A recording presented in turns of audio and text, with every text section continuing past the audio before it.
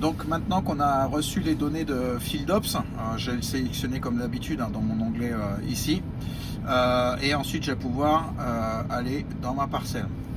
Voilà, donc là on a bien notre contour de champ qui est arrivé. Donc ce qu'on va faire, c'est qu'on va vouloir gérer nos fourrières et nos lignes intérieures à partir de ma limite. Donc pour ça, je vais aller cliquer ici, je suis sur nouveau ligne et fourrière et je vais faire à partir de limite et je vais faire démarrer. Le système va me générer automatiquement mes lignes de fourrière.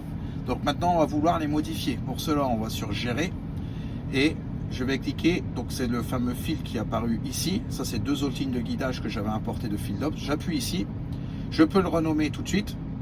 Donc dans le cadre de notre démo aujourd'hui, donc Vivessia, voilà, je valide, je fais bien appliquer et maintenant ça s'appelle Vivessia. Je clique, donc je peux choisir mes différents modes. Donc le mode carré, c'est ce qu'on a vu juste avant, ça nous génère toutes les lignes de fourrière. Et on va voir aussi le mode remplissage qui nous permet de gérer nos lignes internes, une fois que j'ai travaillé vraiment à l'intérieur de la parcelle. Donc on va commencer par la fourrière, je vais faire carré, et là je vais aller gérer mon nombre de fourrières et surtout toutes mes lignes. Alors là on voit il y a de nombreux points, la parcelle est assez complexe. Donc là on voit qu'on a trop de points, on va avoir trop de lignes. Donc déjà première chose à faire, c'est on peut simplement le système lui mettre que notre rayon de coin est inférieur. Et là on va déjà supprimer pas mal de lignes disponibles. Et ensuite j'ai la possibilité de supprimer les lignes que je n'utiliserai pas, que le système m'a généré. Donc admettons celle-ci je n'utilise pas, je la supprime. Celle d'en dessous je n'utilise pas non plus, je la supprime. Celle-là je veux la conserver, je ne touche pas, on supprime celle-ci.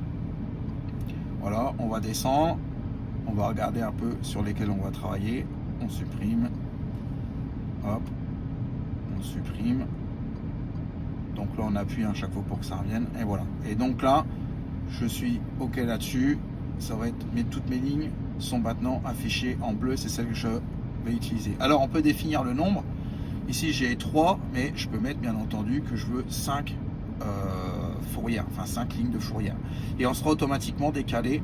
Si j'ai un outil de 6 mètres, ma première ligne sera décalée à 3 mètres. Donc, et le max sera toujours 10. On peut pas aller au-delà de 10 au niveau de la partie quand je suis en mode carré. Donc là je fais appliquer et je fais oui, et voilà. Donc là le système m'informe qu'il génère les lignes, donc on voit bien mes lignes, j'ai 5 lignes de fourrière.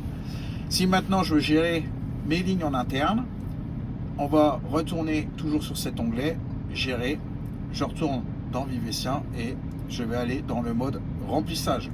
Mode remplissage, on va retrouver exactement les mêmes fonctionnalités, sauf que là ce sera toutes mes lignes en intérieur. Donc on choisit si on veut une droite ou une courbe.